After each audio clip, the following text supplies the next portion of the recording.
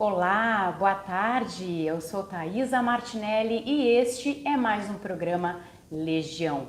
Você já sabe que o nosso programa vai ao ar ao vivo a partir das 16 horas aqui pelo Facebook, todas as terças-feiras. Você é o nosso convidado para assistir o nosso programa hoje, deixar o seu comentário, a cidade de onde você está falando, curtir se você gostar deste vídeo e, claro, não deixe de compartilhar com os seus amigos. No programa de hoje traremos comentários sobre o atentado ao candidato à presidência da República, Jair Messias Bolsonaro, e também traremos análises sobre os aspectos psicológicos deste caso. Na bancada de hoje, quem está comigo são os meus colegas Gesael Duarte, William Strapazon, e lá de Porto Alegre quem fala é César Augusto Cavazola Júnior. Além deles, temos uma participação muito especial de quem fará a análise psicológica, é o psicólogo Carlos Genaro Argenta. Desde já agradeço muito a tua participação, Carlos, é um prazer te ter aqui. Primeiramente, boa tarde a todos e eu gostaria de agradecer pelo convite e para mim é um prazer estar aqui participando do programa. O prazer é todo nosso, seja muito bem-vindo. Quem tiver aí alguma pergunta pode mandar, que na medida do possível iremos responder durante o programa também. Eu vou passar a palavra então de imediato para o meu colega que está hoje ao meu lado, né, William Strapazon. William, com relação a esse caso que com certeza chocou não só o país, mas possivelmente o mundo, né, que foi o atentado ao candidato Jair Messias Bolsonaro, e também não deixa de ser um atentado à democracia, né? Sem dúvida. O que é que você traz de comentário sobre isso, William? Bom, muito foi falado já e é realmente um desafio tentar trazer informações e buscar informações que não sejam repetição do que você já ouviu falar, senão não faria sentido se eu acompanhar nosso programa. E, por um lado, nos chocou, eu acompanhei durante o dia, acho que todo mundo se assustou muito, né? Ficou chocado com a facada, viu a expressão de dor do Jair, foi bem assustador mesmo. E na hora que isso aconteceu, a primeira coisa que eu pensei, poxa, será que vai acontecer do pessoal agora começar a defender o esfaqueador? E não deu outro. Infelizmente isso aconteceu.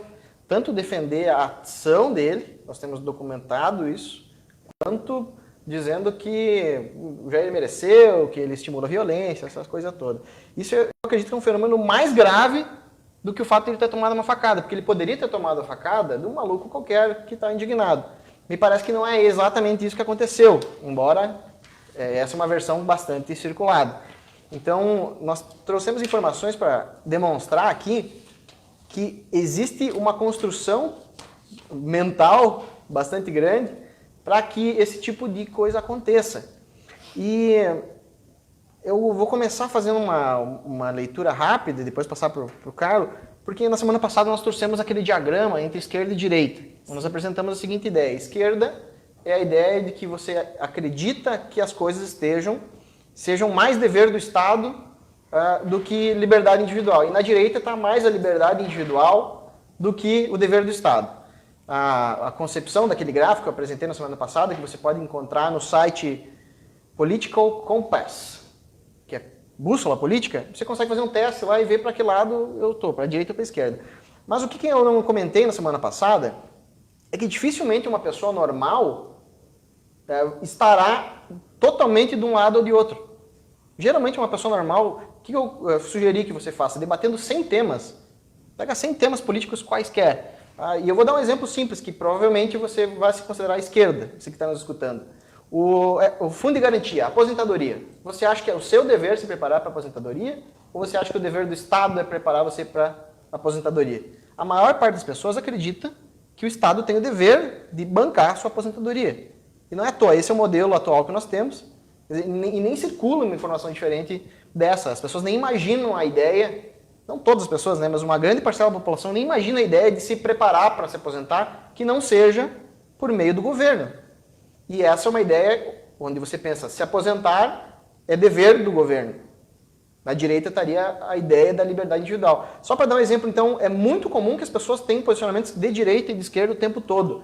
Eu acredito mais do que isso, que só uma pessoa com algum problema sério né, ou que já debateu demais e é extremamente esclarecido, ou que é realmente partidário, vai ter, assim, exatamente pensar exatinho, assim, tudo a mesma coisa. E nós temos uma característica dessa, ou seja, direita e esquerda não tem a ver com bom e ruim, as pessoas debatem muito direita e esquerda, porque é um conceito importante, porque esses elementos devem ser considerados, quer dizer, a aposentadoria é bom ser assim, do jeito que é? Não sei. Quer dizer, eu tenho uma opinião, né, mas pode ser que seja bom, pode ser que não seja. Qualquer outro tema, aborto, legalização das drogas, legalização do porte de arma, qualquer tema político pode ser posicionado e tem esses dois pontos de vista, ou pró-liberdade individual ou pró-dever do Estado regular esse negócio. Agora, eu acredito que só alguém partidário vai ter todos os mesmos posicionamentos. E, em função disso, nós vemos que, na prática, o que acontece é que muitos partidos têm exatamente o mesmo posicionamento e muitos candidatos têm exatamente o mesmo posicionamento que o partido. Eu tenho um caso recente, que é o caso do candidato Eduardo Leite, que nós falamos na semana passada, que ele é o campeão das fake news, eu dei o troféu fake news para ele, porque ele afirmou que é o candidato da direita e da esquerda, que é impossível, que nem dizer que vai para trás e para frente. É um conceito contrário ao outro. Agora, além disso, agora nessa última semana ele conseguiu fazer uma outra campanha, onde ele dizia que ele ia governar porque o motor da economia eram as pessoas que trabalhavam. E durante a fala dele para o partido, ele falou o contrário, ele falou que o governo é o motor da economia, e não as pessoas que trabalham. Canhão da economia. Que é o canhão da economia, exatamente. Então, o que acontece são conceitos contraditórios, só que ele tem uma fala que é para o público que está assistindo ele, e uma fala que é para o partido. Ou seja, para um dos dois ele está enganando. Quem que ele está enganando? Ele está enganando a gente ou ele está enganando o partido? Eu, pela experiência que eu tenho acompanhando esse negócio de bate-boca político, acredito que ele está enganando a gente, e não o partido dele. Porque o partido tem posicionamentos sobre essas questões todas que a gente pode debater e ficar direita e esquerda, o partido tem uma definição bem clara para esses assuntos todos.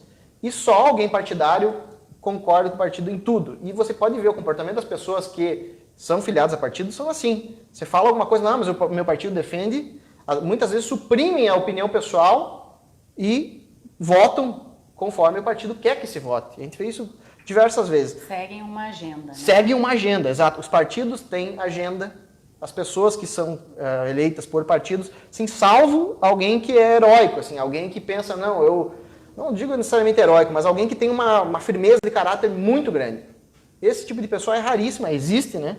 Tem casos assim, pessoas assim, mas é a menor parte, sem sombra de dúvida. A maior parte das pessoas que busca se eleger através de um partido segue o que o partido manda e acabou a história. Eu vou fazer um link disso depois com a agressão, porque me parece que essas agendas todas, elas têm a relação com a agressão no seguinte sentido. Todos os partidos, tem muitos partidos do Brasil, são de esquerda. São partidos que se autodefinem de esquerda, certo? E ficam no centro, muitas vezes, mas no centro a gente sabe que... Ou dizem que é o PSDB, né? Que diz que era isso. Até isso que eu ia te colocar. Você não acha que o PSD... Isso não seria uma particularidade apenas do candidato Eduardo Leite, e sim do partido PSDB, que tem se posicionado, tem permeado aí, não só direita, mas também esquerda, para angariar votos. Exato, é uma estratégia de comunicação isso. Visando pegar os indecisos, né? Visando cativar as pessoas que não entenderam exatamente do que essa discussão se trata. Exatamente. Agora, o que é interessante, tem alguns partidos que se fala muito em comunismo, hoje se popularizou esse debate sobre comunismo, né? Porque acho que o Jair Bolsonaro e essa turma começaram a divulgar muito esse assunto. Até pouco tempo atrás isso aí era teoria da conspiração. Meu Deus, tudo era comunismo, meu Deus, que história é essa? E hoje as pessoas começaram a absorver, opa, esse negócio existe. Tanto existe que alguns partidos têm isso no nome, né? Partido Comunista do Brasil é um partido comunista.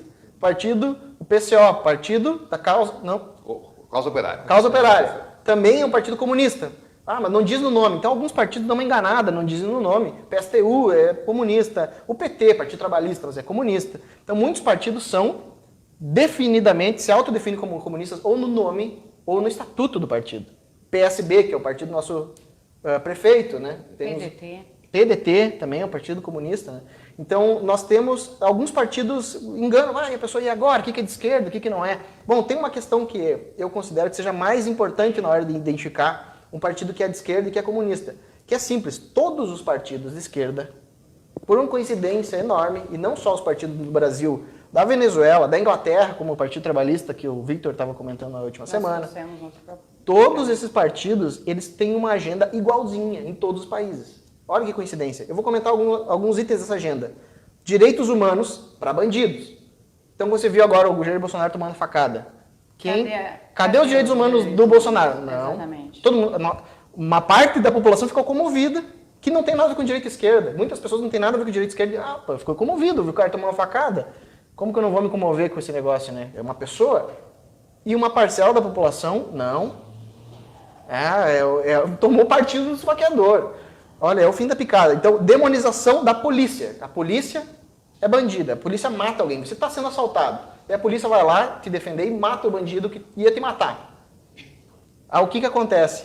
Acontece que no lugar de você dizer, graças a Deus que a polícia chegou aqui e me salvou. Não, a polícia, existe uma linha que diz assim, a polícia matou alguém. Não, mas ela me salvou. Então tu está defendendo o assassinato? Isso é um tipo de... Recentemente, William, teve uma judoca brasileira, uma das principais ali da seleção brasileira, que foi assaltada em Porto Alegre e levou um tiro.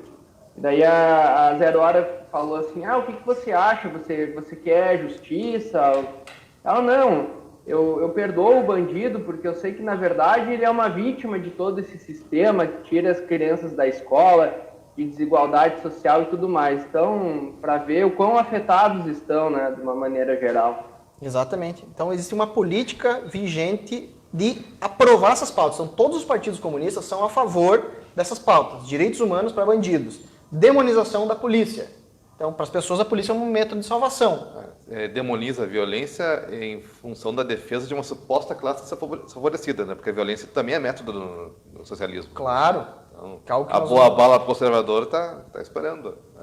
Está acontecendo no imaginário de muitos aí. Sem dúvida. A imigração sem restrições. Partidos que apoiam isso e seus candidatos que apoiam isso. Ideologia de gênero, especialmente para crianças, né? Onde é mais fácil de vender essa ideia. Feminismo é uma agenda comunista. Também. Mas eu sou feminista e não sou comunista. Talvez você nem saiba onde é que veio a ideia que está na tua cabeça. Muitas vezes é falta de informação, né? Muitas vezes é falta de informação. Apenas replicam o que vem nas redes sociais sem buscar realmente o que se trata, né? Legalização da prostituição é uma pauta comunista. Fim da propriedade privada é uma pauta comunista. A política de raças. Nós acreditamos que você acha que alguém daqui essa mesa acredita que alguém que tenha cor de pele mais escura é diferente? Duvido. Não. De maneira nenhuma, né?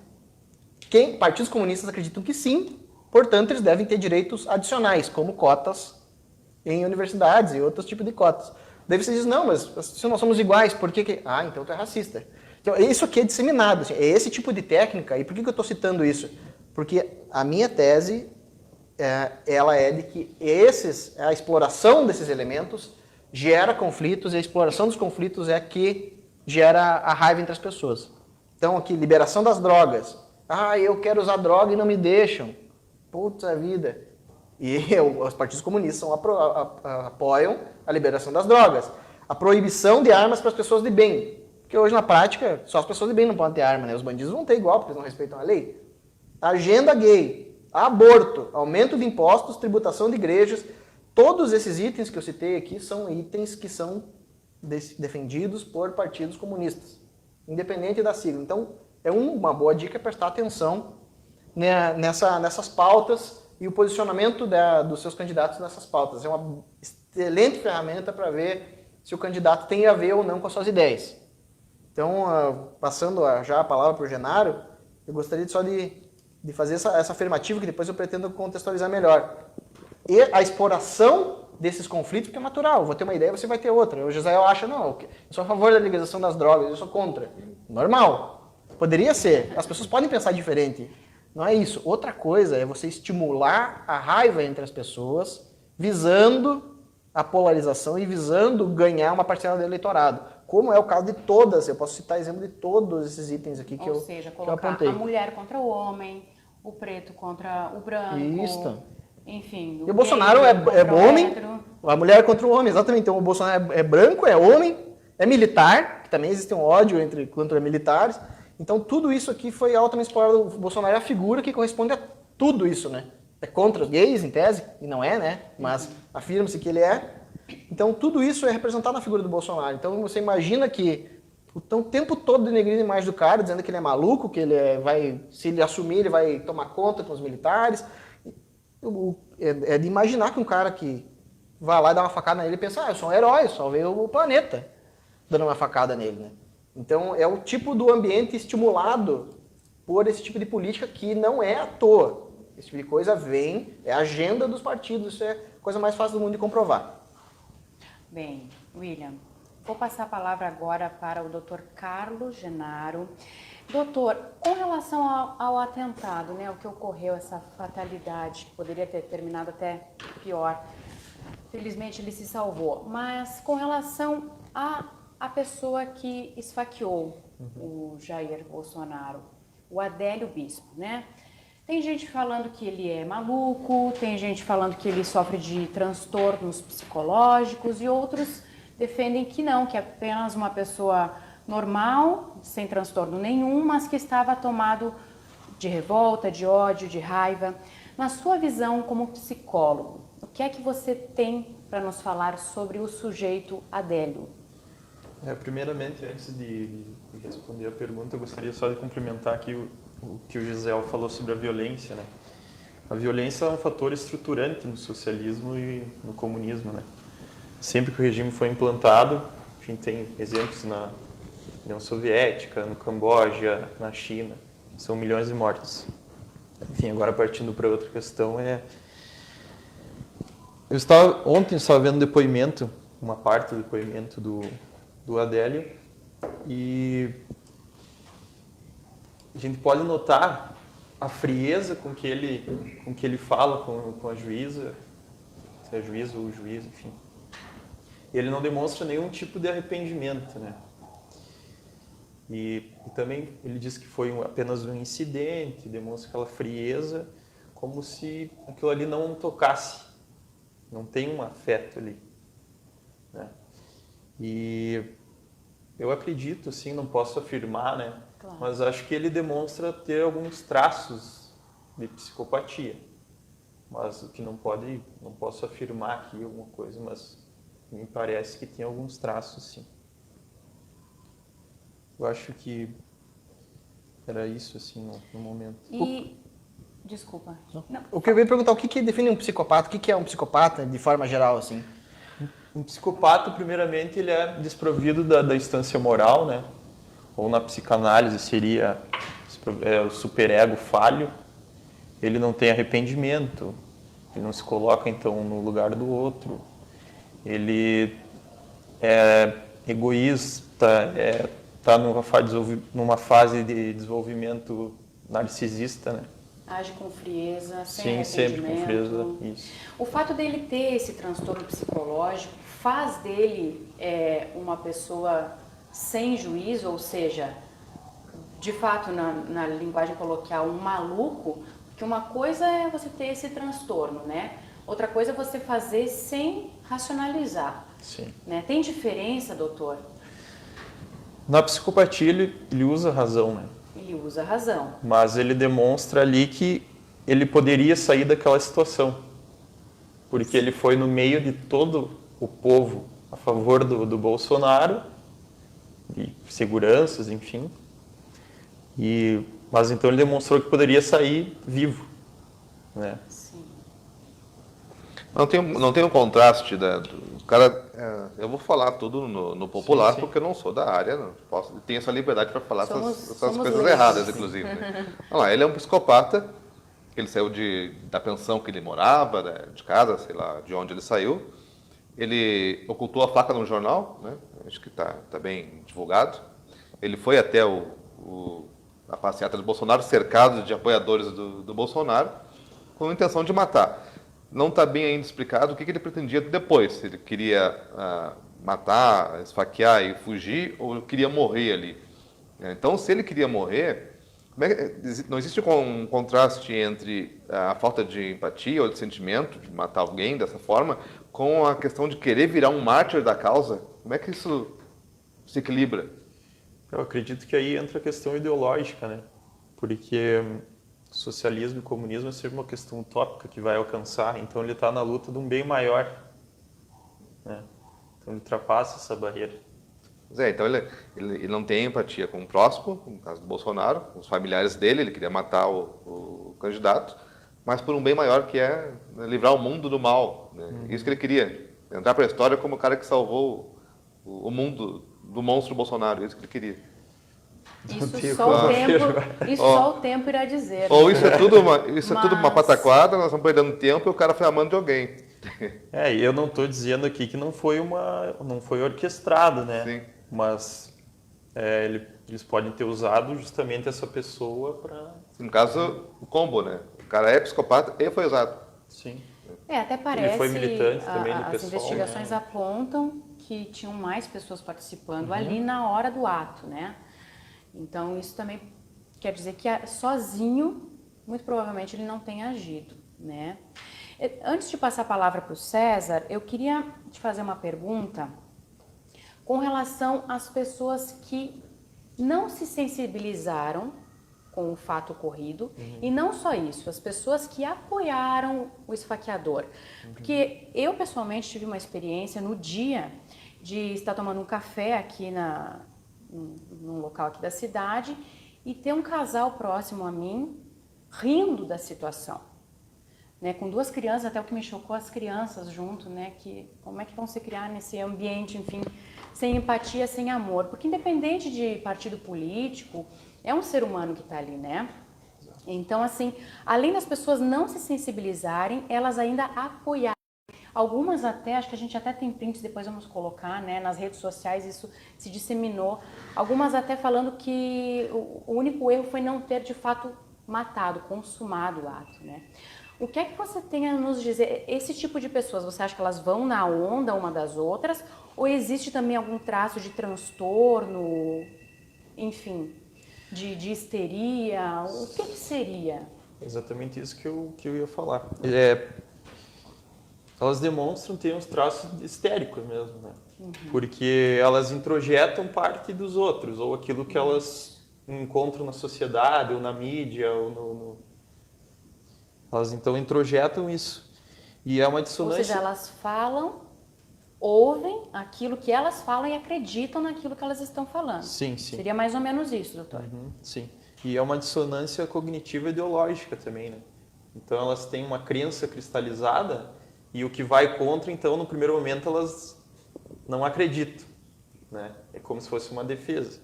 Então tem essa crença. E o fator de querer pertencer a um grupo? A pessoa ali tem um círculo social muito pequeno, limitado, não conversa com vizinhos, a vida é muito limitada, a vida real, e encontra na rede social um ambiente maior, mais pessoas, tem um amigo lá do Acre, e cria uma bolha ideológica de relacionamento de pessoas que pensam mais ou menos a mesma coisa, não só em política, mas gostos e etc. Né? Será que falta uma dimensão para ela entender que a rede social também já não é mais tão diferente da vida real, que tem consequências do que ela faz? É como se, assim, comparando, como se fosse 10, 15 crianças de um bairrinho ali brincando, crianças de 10, 12 anos, e aí o líder daquele grupinho tira uma pedra na vidraça.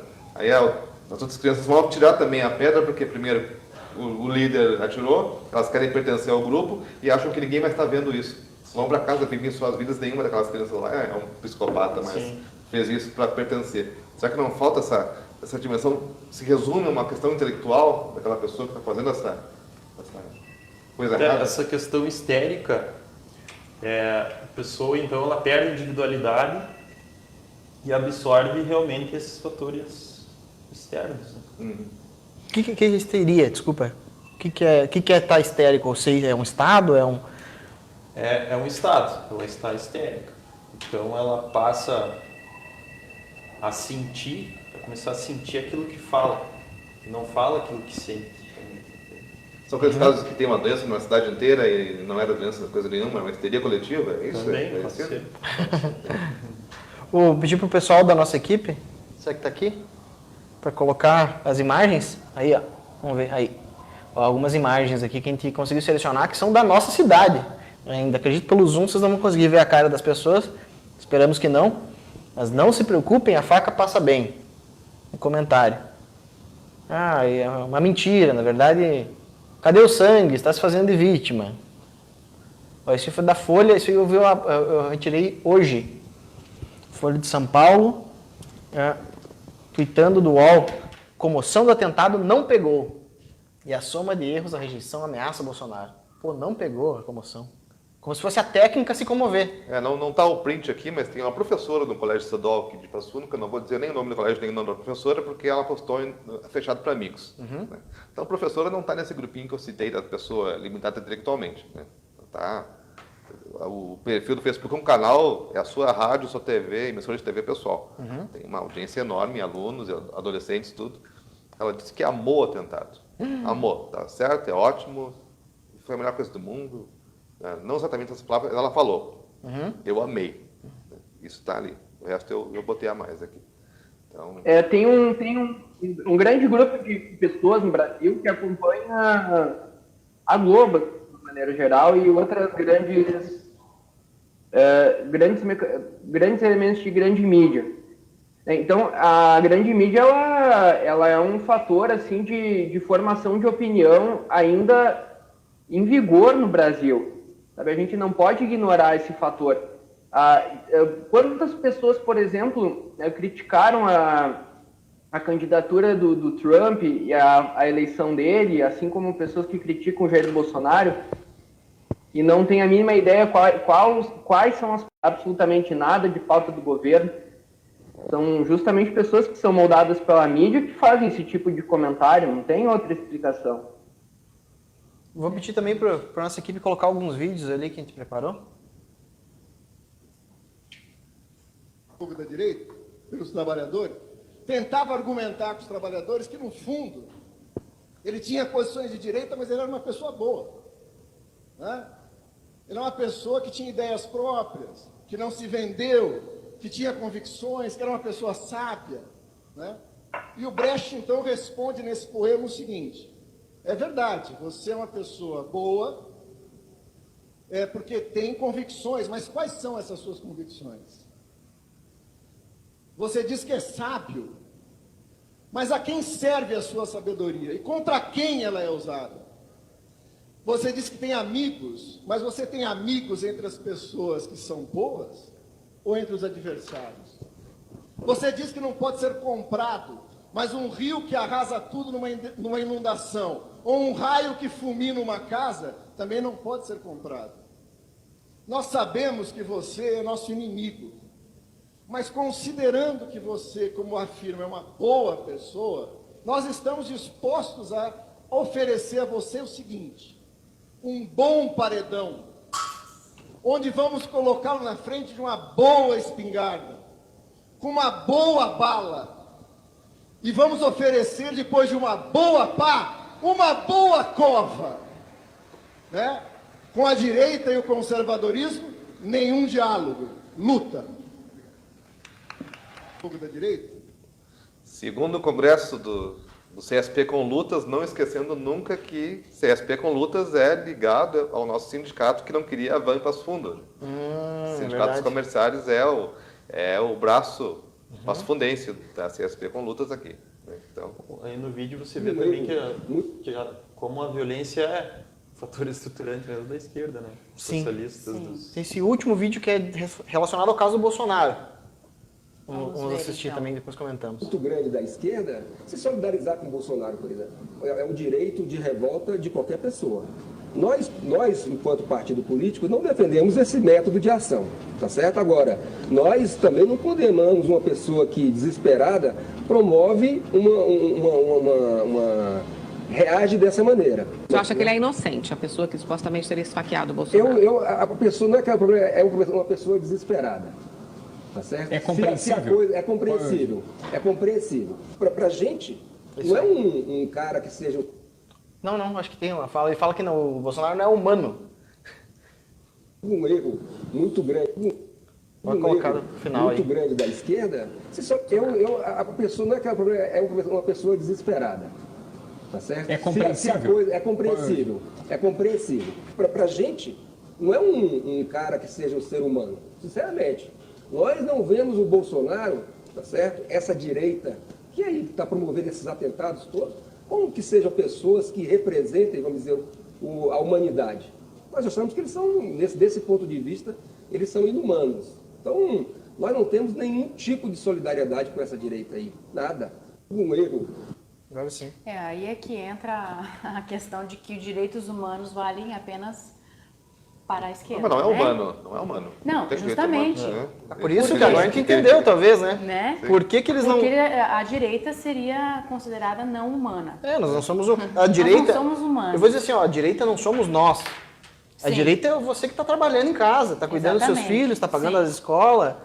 Isso é a direita. São as pessoas que trabalham de forma... Se diz que a direita, o Brasil, de certa forma, é conservador. Por quê? Porque os pais querem trabalhar, os pais não querem roubar. Olha que interessante. Eu lembrei agora de uma situação em que entrevistou aqui os candidatos a prefeito de Passo Fundo. Um dos candidatos do PSOL, Celso Dalberto, que hoje também concorre, né? O Celso Dalberto, nós fizemos uma pergunta capciosa para cada candidato na época. Para todos. Luciano, a gente vai resgatar.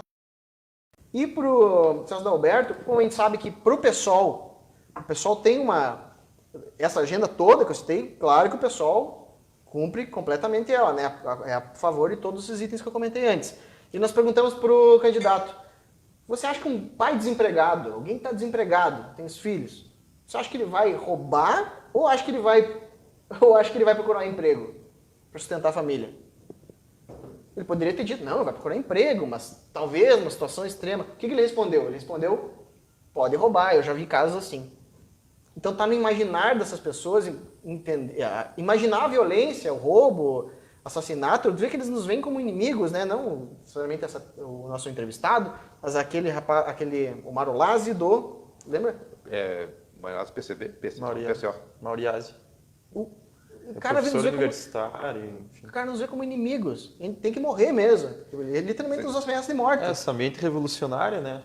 Eles veem a pessoa apenas como obstáculo que está atrapalhando para eles terminarem para chegar naquele fim. A pessoa é um obstáculo, a família é um obstáculo também, porque pertence ao Estado. Quem pensa nada diferente... Mais.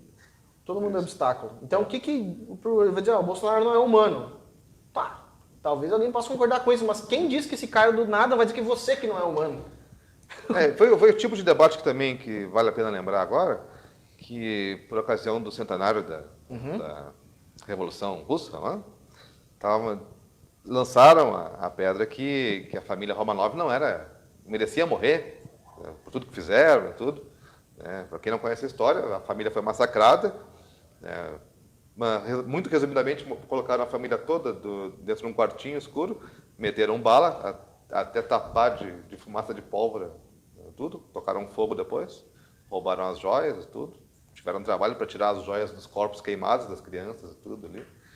É uma história muito, muito triste e recomendo a todo mundo que procure literatura sobre isso e estude o fim da família Romanov na Revolução Russa. E tem vários simpatizantes aqui, o vereador Alex Necker, eu acho que foi para a tribuna defender a Revolução Russa. Sim, muita. A faculdade, a UPF, teve eventos, a pró-Revolução Russa, comemorando o aniversário da Revolução Russa. 100 anos depois, né, se repete quem é humano e quem não é humano. Exatamente, essa discussão, né? Então, será que a questão que fica, será que a gente não está perigando daqui a pouco por um rompimento muito pequeno? Poucas coisas podem fortalecer um rompimento. Daqui a pouco alguém começa a matar todo mundo. Se começou com o Bolsonaro, daqui a pouco começa com outros. Aí começa a ficar fácil, começa a ficar aceitável, né? E tudo é relativo. E a gente volta para a selvageria que foi há 100 anos atrás. Exatamente. Então, questão interessante, você pega qualquer tema, e um dos temas que eu acho interessante é o tema do feminismo. A Margaret Thatcher, em 1982, ela afirmou que não há mais direitos que as mulheres não tenham. A guerra ao direito das mulheres acabou, ela foi vencida. Porque as mulheres não tinham direitos na época, hoje elas podem votar, podem trabalhar no que quiserem, podem fazer o que quiserem. Sim. Não há nada que não há direito. Depois da Constituição de 88, né, inclusive. As mulheres têm direito. Somos todos iguais. Somos todos iguais. Perfeito. Agora, teve o feminicídio, que é a ideia de que é mais grave matar uma mulher que um homem. Teve a ideia agora, uma das ideias que está circulando sempre, a ideia da diferença salarial, de que as mulheres, em média, ganham menos que os homens. Então, por que isso acontece? Bom, é cheio de vídeo na internet explicando razões.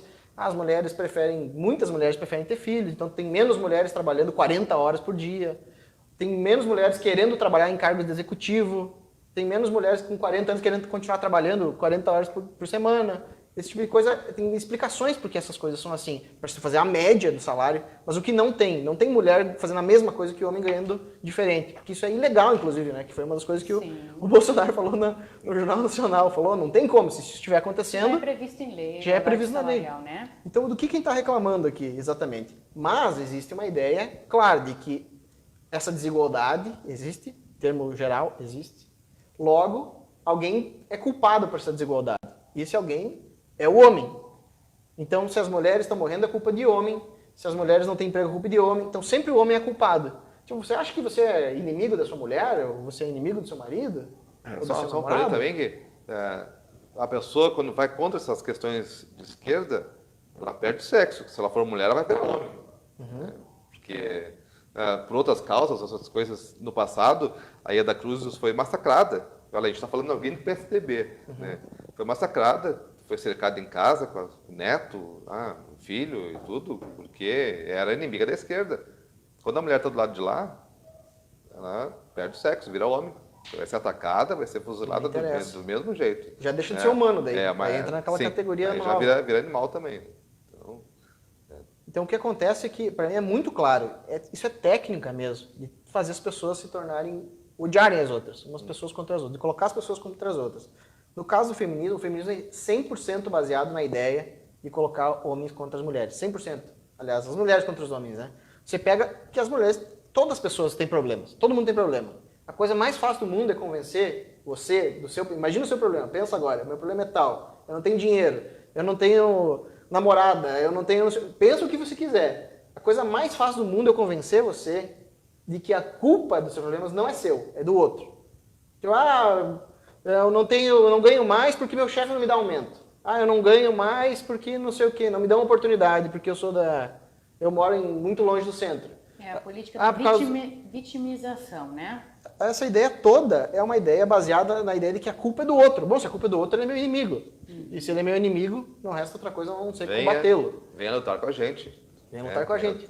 Que daí William, dentro dessa mentalidade aí, eu dois casos assim para ilustrar, eu vou pedir um suporte do Genaro agora. Lembra que é uma situação quando a filha da Maria do Rosário foi exposta com fotos mostrando as partes íntimas e com problema de drogas? O que você espera de um ser humano normal? Você espera de um ser humano normal que vá a público, diga o seguinte, olha, eu estou me afastando da vida pública para cuidar da minha filha, não tenho sido uma boa mãe e preciso dar o exemplo. Vocês acham que a Maria do Rosário fez isso? Não, ela foi a público e disse o seguinte, essas pessoas estão me perseguindo e estão denegrindo a imagem da minha filha. E ela não tem não tem culpa disso nem nada. Ou seja, ela disse assim, olha, ela não culpou a si mesma, ela nem ousou falar da responsabilidade que a filha também pode vir a ter, né? Ela já é uma menina crescida. Não, ela culpou um tipo de perseguição que as pessoas fazem contra ela. E até agora, ontem, na tribuna, o Alex Necker, esse cachorrinho pudo do Juliano Rosso aí, do PCdoB, falou o seguinte, eu estou triste com a situação enfrentada pelo candidato Jair Bolsonaro, mas nós temos que perceber que isso aí é fruto do discurso de ódio que ele profere nas redes sociais e pelo público dele. Então, na verdade, isso é uma consequência dos próprios atos. Renato, o que você acha desse tipo de situação aí? Qual é a dificuldade de uma pessoa olhar para os fatos, se enxergar a realidade e, às vezes, até assumir as responsabilidades sobre a própria vida? Isso é digamos que é uma projeção e transferência, né?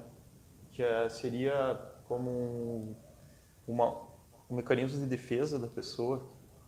Mas isso vem próprio da ideologia coletivista, né? Ela tira autonomia, autossatisfação e então joga tudo pro outro, a responsabilidade. Então vem disso. Como essas...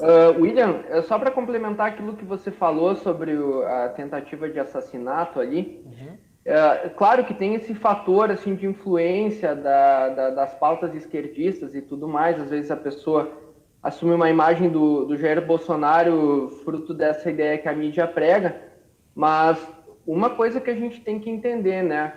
Não sei se isso é obra do acaso e tudo mais, mas uma coisa que o Jair Bolsonaro está prometendo é investigar uma série de crimes que ainda não tiveram uma resposta no Brasil. Esses crimes políticos, sobretudo aquele do assassinato do ex-prefeito de Santo André.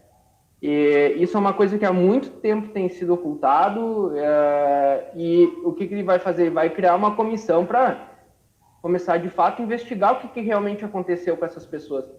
Então, não sei, claro que pode ter esse fator psicológico influenciado, mas tudo indica que não é tão simples assim, né? Esse tipo de influência. Pode ter outras coisas por trás, sim, também.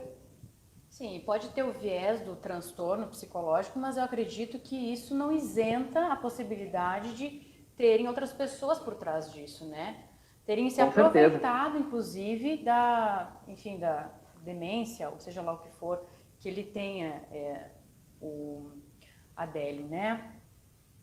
Mais alguma coisa, William? Só para complementar, acho que se aproveitaram da vontade, né, do cara de fazer alguma coisa, porque eles só comprovaram que ele era, não vou dizer louco o suficiente, mas corajoso o suficiente para enfiar a faca no Bolsonaro depois que ele fez, né? O que torna ainda, eu acho, mais grave a situação. Se de fato ele tem um transtorno, se aproveitar disso, acho que deixa a situação ainda mais grave, se é que se aproveitaram de fato, né? Nesse caso que você comentou aí, que pode vir à tona, César, não foi só o prefeito que morreu na época, é Celso Daniel, né? Celso Daniel. Parece que teve outras pessoas envolvidas no caso, 7 testemunhas morreram de forma que até hoje não foram, não foi explicada, enfim, testemunhas chaves do caso, pessoas ligadas a ele, foi praticamente uma chacina, e eu acho que realmente a possibilidade disso vir à tona deve estar assustando muita gente, né? Se é que tem ou não algo interligado, a gente só vai saber, eu acredito que muito possivelmente só depois das eleições, né? Eu acredito muito em responsabilidade individual. Ou seja, o que eu posso fazer sobre o assunto, o que eu posso fazer pela minha vida, o que você pode fazer pela sua. Então, nesse sentido, que existem pessoas com interesse em matar o Bolsonaro, não tem dúvida nenhuma. Claro, é fácil imaginar, né? Induzir diversos cenários. Então, só que eu acredito que isso não importa tanto nesse momento, porque a gente não tem o que fazer a respeito disso. O que a gente tem o que fazer a respeito? Primeiro, se informar, instruir a nós mesmos e depois as pessoas que estão ao nosso redor desse estado de coisas. Quer dizer, esse cenário não pode continuar. Quer dizer, esses interesses de quem quer ser presidente e tal sempre vão existir de certa forma, vai ter gente ruim, vai ter gente boa, mas nós não podemos ser afetados por esse negócio. Hein? Nós temos que buscar nos instruir para melhorar. Nós não podemos deixar isso aqui chegar na nossa casa. Isso é nossa responsabilidade. Ou entender o que está acontecendo. Não, só um pouquinho. Tem alguém na minha casa acreditando em um desses itens aqui. Será que isso aqui é verdade? Será que isso aqui é o melhor para a minha família? Esse é o ponto. Esse eu acredito que é o ponto-chave. Assim, cada um de nós buscar melhorar, nos instruir para fazer a nossa vida ser melhor e também ajudar as pessoas que estão ao nosso lado. Então, esses itens todos que eu citei aqui, que eu acho que é importante, até eu vou documentar depois, isso aqui vai para o site de alguma maneira. Isso aqui é importante as pessoas ficarem ligadas e dizer, opa, eu não quero que isso aqui continue aumentando, porque eu vou dizer a você, se você votar em qualquer partido comunista, independente do candidato, o exemplo do Eduardo Leite é o exemplo de que não dá para confiar, não dá para acreditar em candidato. Tem que levar em consideração o partido que ele está, porque ele vai prometer para o partido outra coisa, que é o contrário, exatamente no caso do Eduardo Leite, é o contrário do que ele está prometendo para o público. Então não dá para, esse cara é bonitão, vou votar nele. Vou votar na pessoa. Puta merda. Não. Então não. Você vota no partido político. Você vota no partido. Então considere isso. Partidos comunistas, todos apoiam esse estado de coisas que a gente está A não ser denunciando. que você seja de fato favorável a tudo isso, bom, aí realmente não há outra alternativa, não é? E as pessoas podem pensar, não, meu Deus, William, você está sendo extremista. Meu Deus, não é que a esquerda quer matar todo mundo. É sim, pior que é. Esse é o problema. E sabe, eu passei por uma experiência em debater numa praça naquele período do Roquilete. Lembra que o Roquilete era um vereador que mandou todo mundo tomar no seu buraco, a cidade estava toda esburacada. Vereador aqui de Passo Fundo. Vereador de Passo Fundo, exato. 2010, 2011, por aí. Né? O José é bom de dados. A cidade inteira indignou, porque ele conseguiu dizer para as pessoas que estavam reclamando, que tem muito buraco em Passo Fundo, vão tomar no seu buraco. Ele falou isso na tribuna. Fizeram um adesivo, vamos relembrar. Sim. fizeram um adesivo, Passo Fundo, capital dos buracos. E colaram aí, o cara da gráfica ganhou um dinheiro, eu acho até, ou dava... era de graça o adesivo, não sei. Aí ele foi para a tribuna reclamar e disse que quem estava com esse adesivo podia enfiar o adesivo. Enfiar no seu buraco, né? Enfiar no seu buraco. E aí gerou uma comoção, assim, naquela época foram duas comoções bem grandes em Passo Fundo. A proibição de hipermercados acima de 1.500 metros quadrados, uma coisa assim, e essa questão do buraco. Tem vídeos no YouTube dessa época, da briga que teve, todo mundo foi para a Câmara. Hoje acontece coisa muito pior em Passo Fundo, mas ninguém vai para a Câmara. Mas quando mandaram enfiar o adesivo no rabo, todo mundo foi lá ofendido. Eu fui uma das pessoas que fui para a Câmara naquela época. Eu me espantei, porque quando eu cheguei lá, alguém que quer falar pelo movimento. Que movimento? Todo mundo ficou indignado e foi lá. Não, já apareceu 2, 3 espertos, por coincidência, ligados a partidos políticos. Sim. Eu sou representante do movimento. Assim, que estranho, né? Eu que era inocente na época, não entendi nada. Aí teve um debate numa praça, uns dias depois sobre isso, e cheguei, vou ir no debate, né? Que interessante. Era um grupo que se autodenominava Cidadania Ativa, não era isso? Tinha PSOL, tinha MST, Via Campesina, todos esses movimentos estavam lá, CPERS, tinha representante de tudo que é entidade de esquerda na época. Mas não se assumindo no grupo. Não, se assumindo. Não, isso dias depois. Daí começou a ficar mais claro, não, vamos organizar um debate aqui, isso na nossa cidade. Tá? E o que quero dizer com isso? No debate, esse que eu participei, eu estava já inflamado por essa história de comunismo, naquela época isso aí era uma novidade para mim, eu estava bem nervosinho, eu sabia que revolução era matar pessoas, eu sabia que era isso. Só que eu podia ter metido os pés pelas mãos numa situação que eu me coloquei. Eu falei assim, eu não sou capaz de matar alguém para alcançar o meu objetivo. Ao contrário de vocês. Tipo, acusei eles de ser capaz de matar alguém. Agora estou lascado, né? Eles podem me arrebentar, dizendo que jamais, imagina. Para minha surpresa. Aí, olha, eu estou dando graças a Deus que eu não estou lembrando o nome da pessoa para dar o nome dela aqui, mas é envolvido com política até hoje, foi presidente do CPERS também, que é uma entidade que está em todas as escolas da nossa cidade, da nossa região. Essa pessoa me respondeu assim, professor de alguma coisa. A história nos mostra que as pessoas não largam as suas propriedades de graça. Alguma coisa, a violência, tem que acontecer. A história nos mostra que as pessoas não abrem a mão da sua liberdade de graça. Então, assim, isso tá na cabeça. Não daquele teu amigo que concorda com algum item de esquerda. Que eu falei, todo mundo pode concordar com algum item, mas de pessoas ligadas a partido, isso tá na cabeça delas, isso é a agenda. Eles querem fazer isso mesmo. Se eles pudessem... É radicalismo. É radicalismo mesmo. No caso da Venezuela, de Cuba, as pessoas da população foram mortas. E como a esquerda é unida, né? Sim. Foi. A direita agora que está se mobilizando, na verdade, está criando uma certa aversão a tudo isso que está acontecendo, que está vindo à tona. Mas a esquerda, desde o início, desde sempre, foi muito unida. Né? Muito. Fez escola. Eu quero fazer um último comentário e quero pedir até a ajuda do Genário de novo. Uma coisa que eu percebo em comum desse pessoal ligado à política é que eles querem assumir cargos muito acima da sua competência. Em Passo Fundo, o que acontece? Às vezes, como é que eles iniciam a vida política em Passo Fundo? É um presidente de associação de bairro, presidente de sindicato. Então, eles podem fazer esse papel muito bem. Aí eles querem ir para a Câmara de Vereadores. Na Câmara de Vereadores, você tem o poder de criar leis. Então, isso é uma responsabilidade gigantesca, sabe? Isso está acima da capacidade de muita gente. Olha o Alex Necker da vida, por exemplo. Esse cara ele não tem capacidade de liderar um movimento estudantil. Como é que ele é vereador em Passo Fundo? E tem inúmeros outros casos aí que semanalmente a gente fala. Você tem que ficar atentas. Visualize um pouco o histórico do candidato. Se ele está fazendo uma coisa no teu bairro, não coloca ele na Câmara de Vereadores, você vai estragar esse cara. Esse cara não tem competência para o cargo que está almejando. Então, Genário, me diz uma coisa, o que você acha desse pessoal assim que se impõe pretensões de vida que está muito acima da própria capacidade? Isso aí é comum? O que acontece? Acredito que eles colocam um ideal na mente, né?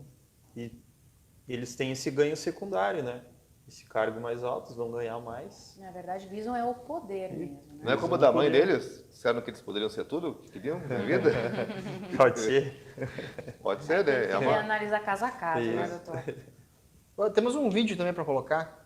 Vamos lá, produção. ainda sobre esse assunto, que é o assunto do dia. Momento. Este mote de a violência gera violência, a pregação da violência gera violência. Vamos lá, qual é a violência que o Bolsonaro pregou? Vocês podem acompanhar todas as entrevistas dele, tanto ao vivo quanto entrevistas escritas. O que ele prega é a reação armada aos criminosos armados. Ele nunca pregou violência nenhuma contra pessoas desarmadas, e muito menos contra inocentes desarmados. Me mostrem um caso, um único caso. Ele não defendeu que se desse um tapa no inocente. O que ele defendeu, ecoando a voz do povo e o bom senso, é que a violência armada tem que ser respondida com a violência armada maior. Isto é assim. Você vê que Max Weber já defendia o Estado como detentor do monopólio do uso legítimo da força física. Agora, se o Estado não usa a sua força física contra os criminosos, então ele está ajudando os criminosos contra os indefesos, que é exatamente o que o Estado brasileiro tem feito há mais de 50 anos. O Bolsonaro quer simplesmente acabar com isso. Quer dizer, esse pessoal que está aí roubando, matando, estuprando, etc., aterrorizando a população, ao ponto que nenhum brasileiro pode sair de casa mais, esse pessoal tem que ser enfrentado a bala. Essa é a coisa mais óbvia do mundo. Então, esta é a violência que ele prega. Agora, esse pessoal prega esse tipo de violência. Vamos lá matar um homem desarmado. Eles fazem isso porque os comunistas sempre fizeram isto. Comunistas e seus simpatizantes são a facção humana que mais pregou e praticou a violência armada contra inocentes. Aquele cálculo modestíssimo, né, do pessoal do Livro Negro do Comunismo dá 100 milhões de mortos. Mas, na verdade, é muito mais, porque depois da publicação desse livro, se descobriu que na União Soviética não foram 20 milhões, foram 70, igualzinho na China. Tá certo? Então, a comparação que eu faço é o seguinte: o comunismo matou mais gente do que todos os terremotos, flagelos e epidemias do século XX, somando as duas guerras mundiais. Na Segunda Guerra Mundial morreram 40 milhões de pessoas, os comunistas mataram 4 ou 5 vezes mais em tempo de paz e da sua própria população. Então, é este pessoal, com esta mentalidade, este mote de... Perfeito. Esse é um vídeo do Olavo de Carvalho, para quem não conhece, né? Saiu essa semana exatamente falando do assunto. Na página dele, né? E é isso que nós estamos enfrentando, infelizmente. Fazer um comentário final: é um grupo que é a favor da violência, que nos vê como inimigos e que é capaz de tudo. Nós demos mais de 4 exemplos aqui no programa de hoje de situações de pessoas incentivando a violência contra pessoas comuns, não contra... Porque essa é a diferença das violências, entre violência contra o bandido que está te assaltando ou violência contra alguém desarmado. Vamos lá dar uma facada no Bolsonaro. É uma diferença brutal entre as coisas, né? Chamar as duas coisas por violência. Ah, o Bolsonaro prega a violência. Essa equação até é bem simples, né? Porque o bandido que está te assaltando, te matando, estuprando tua filha, tua mulher, ele é uma vítima. Então, por isso que ele está fazendo aquilo. Né? Que não teve oportunidade, coisa parecida, né? Então, ele já vem para o crime como vítima. Então, anula a arma que tem na mão dele. Vai morrer igual. Se tu responder, tu está maltratando 2 vezes o humilhante. Né? Mas eu vou acrescentar aqui, antes que a gente esqueça, dando um toque nessa questão de socialismo, comunismo, toda essa turma, eu fiz um apanhado aqui sobre essas eleições, especialmente para a Assembleia Legislativa aqui do Rio Grande do Sul. A gente tem 840 candidatos a deputado estadual. 840. Todo dia a TV é bombardeada por comerciaizinhos de segundos de cada um desses candidatos aí. Claro, como toda eleição, tem aqueles candidatos piada, eu sou Zezinho da pipoca, sei lá o quê, e tem os caras sérios. Né? Isso eu acho que a gente não, tão cedo não vai se livrar disso, a não ser que a gente melhore o sistema eleitoral para que evite que essas pessoas se aventurem na missão de tentar ganhar alguma coisa. Às vezes até um desses caras loucões aí, os Zezinhos da pipoca, entram para ganhar 1.000, 1.500 votos aqui e ali, para ajudar um candidato maior que o cara está ajudando pelos bastidores, né? Uhum.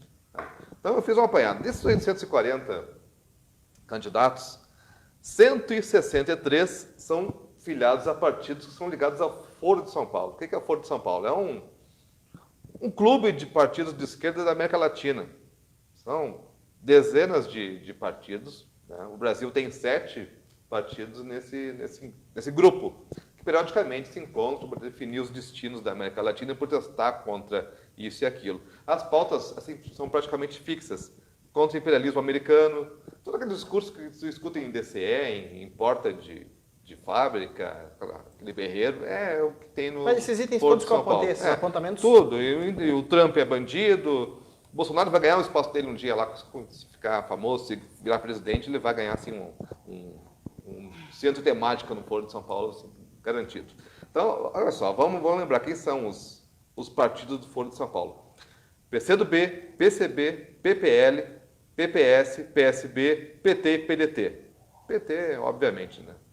Então, estão sempre lá reunidos e assinando embaixo das pautas. O último encontro agora foi em julho desse centro de partidos de esquerda, e foi em Havana, lá em Cuba, na Ilha Presídio. Agora, qual é o tipo de grupo que consegue fazer um encontrão dentro de Cuba? Né? Vamos fazer um encontro das políticas de direita lá em Cuba? Acho que não vai dar, vai todo mundo levar bala, né? Sim. Vamos dizer que Fidel não prestou e etc. A gente sai de lá num pacotinho torrado, né? Que vão nos matar e incinerar. Ou tirar o sangue antes e vender, como eles fazem. Mas, enfim, então, cuidado, são 163. Eu não posso dizer, obviamente, que esses 163 candidatos, que todos conhecem o Foro de São Paulo. Então, aí a gente já entra num problema. O problema não é, se o cara não conhece, o candidato não conhece, o partido dele conhece muito bem. E tem ideias muito bem definidas. Aí tem uma turminha, aqui para Fundo tem muito, eu não voto no partido, voto na pessoa. Azar o teu, porque a pessoa pertence ao partido. No momento que tu mete o pé dentro do PCdoB é dono da tua consciência. Que é o case do Eduardo Leite, né? Eu acho que é o melhor exemplo. Ele promete uma coisa para você, promete outra para o partido. Quem que ele vai obedecer? Você ou o partido? Eu lembro que tem os partidos mais ideológicos, com certeza, porque o PCdoB é uma salada ideológica, né? Tem o PCdoB Esquerda para Valer, tem um núcleo o PSDB Esquerda para Valer, tem um núcleo do PSDB que fala coisas mais, assim, de liberdade econômica, de redução do Estado, privatização, mas uma grande diferença é privatizar por ideal ou privatizar porque tu precisa. Né? Então vamos voltar na história e saber por que o PSDB privatizou aqui e ali. Porque precisava, que era impossível continuar do jeito que estava, ou por ideologia? Acho que não. Né? Vamos ver. Então, cuidado com esse pessoal. Mesmo não entendendo, não participando, não divulgando as ideias, eles estão dentro de uma instituição, que é o partido, que é filiado a essa outra instituição. Então, muito cuidado. Vocês estão endossando, ajudando. E pior, eu escrevi um texto esses dias e deixei para lá. O título do texto era A Triste Vida do Direitista Gaúcho. O cara não tem o que fazer. Não tem muito quem. São 7 partidos do Foro de São Paulo. Só que existe a coligação partidária. O cara vai votar num candidato do outro partido que vai acabar dando votos para o outro cara do partido que é ligado ao Foro. Então, ele sempre se ferra, o direitista gaúcho. Né? E, cara, nossos partidos de direita, o que eles dizem às vezes? Que não são de direita, são de centro-direita. A palavra centro, o cara enfia no espectro ideológico dele para ficar com medo de ser chamado de extrema-direita. Que é esse negócio que a mídia já cravou, que é o cara que detesta o... Extremista, sei lá. Detesta o outro, detesta outros povos, é do mal. Né? A mídia cravou esse discurso e vai ser difícil tirar isso aí da consciência do público, do senso comum, tão cedo. Né? Então, cuidado, pessoal, com esses votos. Israel. Né? É só uma coisinha, antes de... Se vocês acham que isso aqui é um bando de louco falando porcaria, teoria da conspiração e tudo mais, leiam sobre o que a gente escreveu aqui. Só não vale ler no Catraca Livre, né? Procurem outras fontes. E aí, eu vou votar num candidato do PCdoB. Legal. Uma amiga minha aí, que eu não vou falar o nome dela, que ela vota na pessoa e não vota no partido, eu vou propor para ela umas perguntinhas. Pega o teu candidato. Né? O que tu acha de Cuba? O que tu acha da Venezuela? O que tu acha do Bolsonaro? Essa vai ser fácil, né? O que tu acha do aborto? O que tu acha Esse checklist aqui que o William... Outra coisa bem importante. O PSB, por exemplo, tinha, não no estatuto do partido, mas no manifesto do partido, ele diz mais ou menos assim que as empresas vão ser socializadas e até lá a gente vai lidar na questão democrática. Tem que pegar pelo pescoço um cara que é filiado ao PSB e perguntar, que história é essa? Vocês vão me convencer com conversa daqui a 10, 15, 20 anos que eu tenho que entregar minha empresa para o Estado ou vocês vão me matar? É na bala ou na conversa? Né? Faça essa pergunta. Se tem um partido que o objetivo final é o Estado ser dono de tudo, pergunte pro cara. Pergunte pro infeliz. Cara, tu quer me matar ou tu quer conversar comigo e me convencer até isso virar o que tu quer? A gente tem que entender muito bem esse ponto de ruptura, né? Se é um partido que vai ficar todo tempo no imaginário, bom seria se fosse do Estado, ou eles realmente querem chegar onde querem chegar, que está escrito no Estatuto do partido. E você fez uma lista de pessoas ligadas, fez a lista dos candidatos? Sim. Tá, vai ser publicado no nosso site. Será publicado no site. É uma ferramenta para você, não quer dizer que aquele candidato não é para votar, não é isso. É para você se informar. Faz acho que o nosso exercício aqui, na hora de votar, é muito fácil dizer que os outros não sabem votar, né? Mas é um exercício difícil. Você não pode fazer mesmo. nada. Se vai votar nesse cara aqui que defende o Foro de São Paulo, o problema é nosso, porque você vai votar, você vai ganhar e todo mundo vai se ralar na nossa visão. Então, quanto mais informados sobre os candidatos, melhor. Voto consciente, né? Sim. Isso. É mais fácil estar Ninguém consciente tá quando aqui você tem informações. para pegar pelo pescoço alguém e não votar. Vai votar para degola daqui a pouco, né? Claro. Então, é outra história. Então, faça o que quiser, mas tenham consciência do que estão fazendo. Exatamente. E eu queria, antes de liberar ainda para o César, eu queria que nosso colega, nosso convidado, explicasse um pouco a questão da sinalização de virtude. Por que a esquerda tem tanto apoiador entre gente que é bem-sucedida, que tem dinheiro por mérito próprio, que toda a vida é a história de sucesso na vida não tem nada a ver com a esquerda, né? Se deu bem pelo livre mercado, nunca mamou na teta do Estado, e mesmo assim, Lula salvou 3 bilhões de pobres do não sei o quê.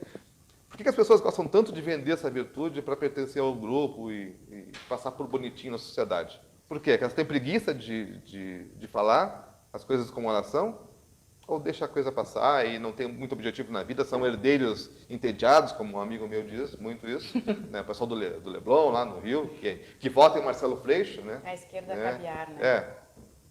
Explica um pouco para a gente esse mecanismo à luz da ciência. Eu vejo essa questão assim, até de herdeiros, enfim.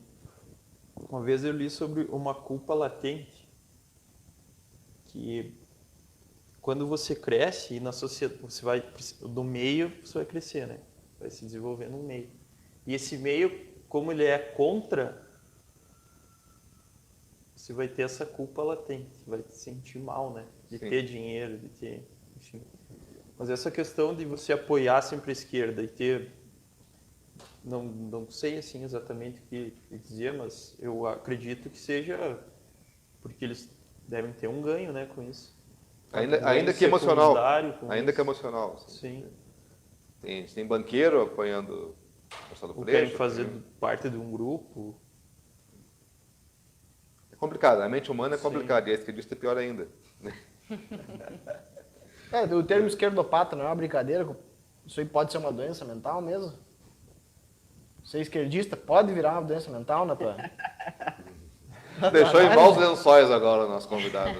Pois é. Pode não responder se não quiser, né? Não, como a gente estava falando, né? O coletivismo ele é totalitarista, né? Vai te tirar a tua liberdade individual. Então isso vai te trazer alguns danos, né, para todo mundo. Perfeito. César, mais algum comentário, alguma pergunta para o nosso convidado? Tenho sim, vou complementar a fala do Gesael. Gesael, a questão do Foro de São Paulo é de desconhecimento de grande parte da população. Eu conheço 2 ex-políticos do PT que também desconheciam a existência do Foro de São Paulo. Até logo após eu entrar com alguns pedidos de impeachment contra Dilma Rousseff, eu entrei com um processo contra o PT no TSE, que o PT deveria ser fechado, que não é partido ou organização criminosa. E a minha justificativa foi que o PT é subordinado ao Foro de São Paulo e anexei toda a documentação. Caiu na mesa do Toffoli, eu já imaginava que o despacho dele seria decisivo nesse ponto. Eu disse, olha, a questão de estar vinculado a um grupo não necessariamente significa que ele esteja subordinando a soberania do país a esse grupo. E foi indeferido. Então eu falei assim, bom, já que a Justiça Eleitoral não acredita na existência do Foro de São Paulo, eu vou para a Justiça Federal e vou com uma ação de conhecimento para reconhecer a existência do Foro de São Paulo, já que eles estão dizendo que não existe. E a Justiça Federal também deu uma decisão no mesmo sentido. Diz, olha, por que você quer que eu reconheça se você já está dizendo que ela existe? Eu estou dizendo, bom, mas o TSE, o Toffoli, essa gente está dizendo que isso não existe, que eles não estão subordinando a soberania do país a essas decisões. Então, veja como é que acontece, né? é muito difícil de você explicar essa situação e, inclusive, comprovar isso de uma maneira que as pessoas acreditem. Soa tão absurdo, que a pessoa não é capaz de acreditar naquilo que a gente está dizendo. E muito menos comprovando, né? O Foro de São Paulo não é a única instituição que eles são filiados, né? Tem outras instituições que já denunciou no Locus aí outras situações de políticos do PSB. Então, dê uma olhadinha no nosso site que está tudo bem explicadinho lá. O Foro de São Paulo tem participação das Farc sempre. Sim, então, o que isso significa? Eles lamentaram, inclusive, a falta de acordo das Farc com o governo, né? No último encontro. Né? Foi pauta. Foi uma das resoluções lá, foi a nota de lamento por não ter chegado a um acordo lá. E Lula livre. Lula livre foi o principal tópico, né, no Foro de São Paulo. Lula tem que concorrer, Lula tem que se sair da cadeia. William, mais algum comentário, mais alguma pergunta ao nosso convidado? Não, acredito que é isso. Muito obrigado. Até a próxima. Você, Gesael, mais alguma coisa? Só isso, senão a gente vai ficar falando de esquerdista Podemos aqui até meia-noite, né? Ou mais até, E né? aí o Facebook vai expulsar todo mundo aqui. Mas as pessoas podem deixar os seus comentários aí. É interessante até deixarem sugestões de pauta do que você gostaria de ver a gente falando, algum convidado especial que você gostaria que a gente trouxesse aqui. Deixa aí nos seus comentários. Eu tenho um convidado especial. Faça o convite. O vereador Tozon apareceu aqui no WhatsApp, comentando alguma coisa sobre... Gabriel, desculpa, Roberto Tozon. Então, vamos, apareça aqui no programa, a gente tem que conversar. Tozon, fica o convite agora, mais uma vez, já vimos ao vivo aqui, né? Ao vivo. Fica novamente o convite para você, então. Queria agradecer demais a tua participação, doutor Carlos. Eu que agradeço pelo convite. Muito preciosos os seus esclarecimentos. Você tem uma página no Facebook que você quer divulgar, de repente, para as pessoas acessarem, conhecerem o teu trabalho? Eu tenho a página no Face e no Instagram também, né? Psicólogo Carlos Genaro.